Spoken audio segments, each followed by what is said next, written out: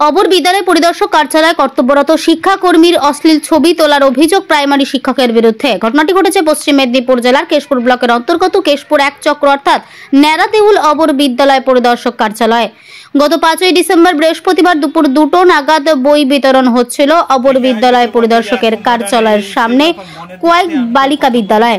সেখানে উপস্থিত ছিলেন অবর বিদ্যালয়ের চুক্তিভিত্তিক এডুকেশনাল সুপারভাইজার। তার অভিযোগ, তার অজান্তেই কৌশিক মণ্ডল তার বিভিন্ন অশ্লীল ছবি তোলে।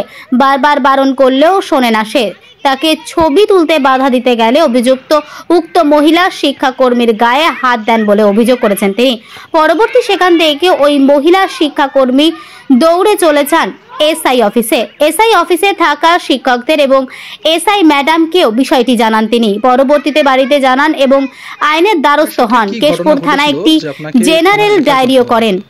আমি কেশপুর 1 সার্কেলে চাকরি করি। তো আমাদের একটা বুক ডিস্ট্রিবিউশন একটা হচ্ছিল কোয়াই প্রাথমিক বিদ্যালয়, তাই আমি বুক ডিস্ট্রিবিউশনের জন্য ওখানে যাই।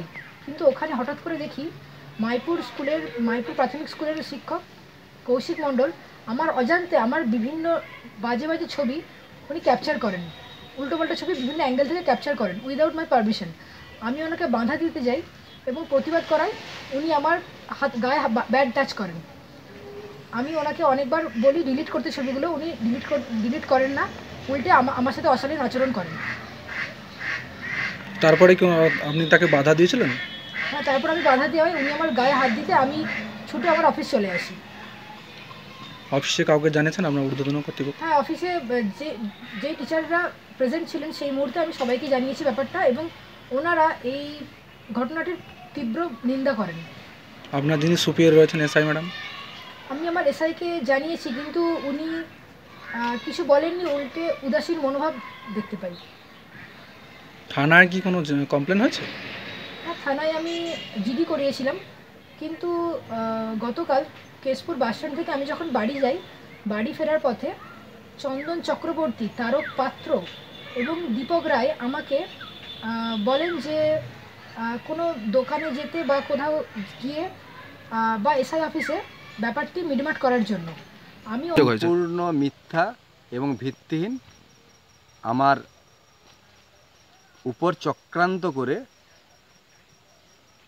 এসব কাজ করছেন। কেন চক্রান্ত কেন করছে? উনার নামে বিডিও স্যার কেশপুর ক্রিমিনাল অফেন্সের লেটার ইস্যু করেন।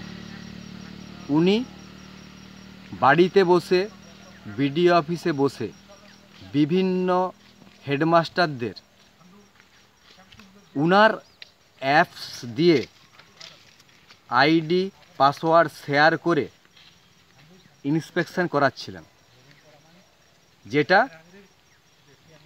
Criminal offence. সেই মতো পরিস্থিতিতে উনি ধরা পড়ে যান, সুস্মিতা ম্যাডাম ধরা পড়ে গিয়ে আমাদের সংগঠনের কাছে, আমি সংগঠন কেশপুর 1 চক্রের সার্কেল প্রেসিডেন্ট, আসেন আমার সাহায্য চাইতে, এবং আমি তৎক্ষণাৎ বলে দিই এরূপ কোনো ইলিগ্যাল ক্রিমিনাল কেসের জন্য আমি বা আমার সংগঠন আপনাকে কোনোভাবেই সাহায্য করতে পারবে না। এরপরেও উনি আমাকে অনেকবার বলতে থাকেন এটা আপনাকে করতে হবে, আপনি একটু বুঝান, কখনো আর করব না, এইভাবেও রিকোয়েস্ট করেন, কিন্তু আমি একদম প্রশ্রয় দিইনি।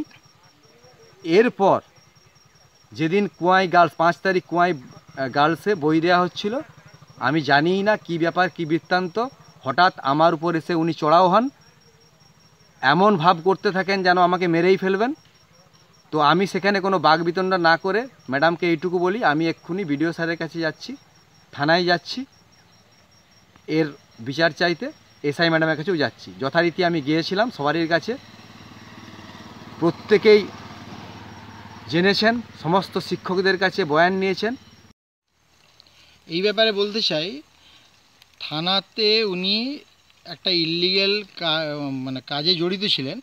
সেই ইল্লিগেল কাজে আমরা সাপোর্ট না করায়, আমাদের দল সাপোর্ট না করায় উনি কি করেন, আমাদেরকে ফাঁসানোর চেষ্টা করেন। ইললিগেল কাজটা কি? ইললিগেল কাজটা হলো যে উনি বিডিও অফিসে একটা হিয়ারিং ছিলেন, সেই হিয়ারিংয়ে ওই স্পটে বসে 3টি স্কুলের প্রধান শিক্ষককে মিড ডে মিল ইন্সপেকশনের যে হচ্ছে অ্যাপস আছে সেই অ্যাপস লোড করতে বলেন। সেই 3টে স্কুল হলো এলুনি, আর হচ্ছে রাজগ্রাম প্রাইমারি স্কুল এবং আরেকটা হচ্ছে রাধিকা মোহন কুলধ্যায়বাবু যিনি আছেন ওনার স্কুল। তো ওই 3টি স্কুলের হেড টিচারদের উনি নিজের অ্যাপস লোড করতে বলে তাদের ইউজার আইডি এবং পাসওয়ার্ড পাঠান। ম্যাডাম নিজের, সুস্মিতা ম্যাডাম নিজের ইউজার আইডি এবং পাসওয়ার্ড পাঠান, যেটা অত্যন্ত অবৈধ, এবং সাথে ওটিপিটাও শেয়ার করেন, এবং ওই হেড টিচাররা নিজেদের স্কুল নিজেরা ইন্সপেকশন করেছেন। তো স্যার যখন বিডিও স্যার জানতে পেরে উনি পরিষ্কার বলে দিয়েছেন এটা একটা ক্রিমিনাল অফেন্স, এবং উনি শোকজ করেছেন উনাকে এবং তার কারণ দর্শাতে বলেছেন যে কেন এটা করেছেন। সেই মতো আমরা কোনো সাপোর্ট হচ্ছে না দেওয়ায় উনাদেরকে সুস্মিতা ম্যাডামকে উনি একটি আমাদেরকে ফাঁসানোর জন্য, আমাদের দল কখনোই মানে অবৈধ কাজকে সাপোর্ট করে না, আমাদের দলকে তথা হচ্ছে আমাদের শিক্ষক সংগঠনকে ফাঁসানোর জন্য উনি কি করেন, এটি চক্রান্ত করেন।